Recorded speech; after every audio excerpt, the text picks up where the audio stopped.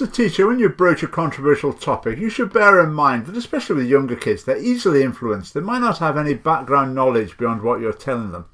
You need to present both sides and help them to develop a considered and informed position. I wonder if that's what happens in Scottish primary schools with regard to climate change. Let's see. As you always hear people saying, the children are our future.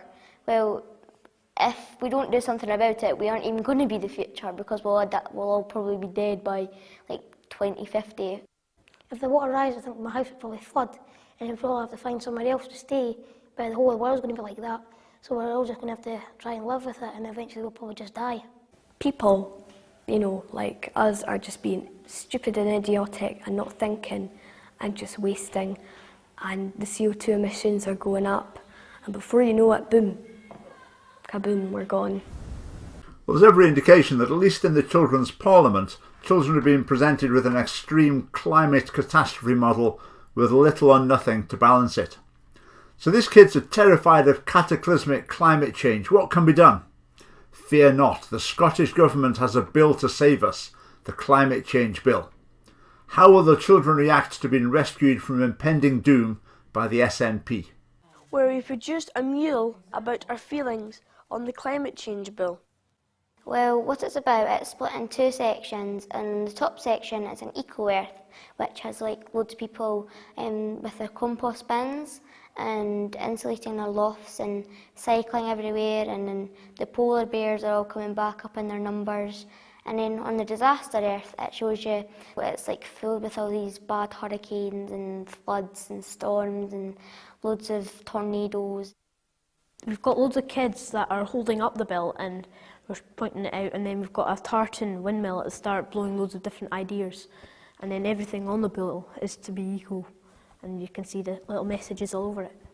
Now notice here, the kids are not asked about how to best tackle climate change.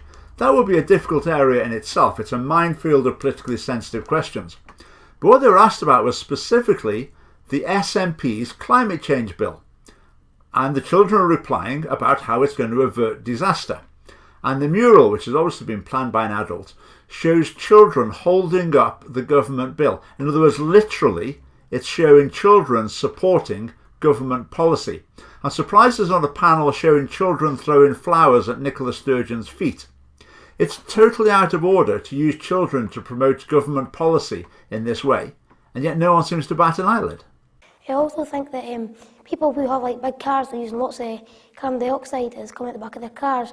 They should have to pay more tax for their cars, and that should be given into planting trees. People who like plant more trees in forests. You should probably tax companies, because companies are one of the big polluters, and so I think it's more important to tax the companies rather than individual people.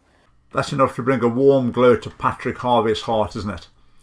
Are these kids really aware of the implications of tax policy? Have they been given sufficient understanding to actually form their own judgment? Probably not. They've just been led to these conclusions by adults. By the way, this whole process is referred to as listening to children. Well, thanks for watching. If you want to put an end to this sort of thing, the good news is that Scotland's a democracy and we're a political party. You can join the Scottish Family Party. There's a link below. Follow us on Facebook, obviously subscribe on YouTube, and see you next time.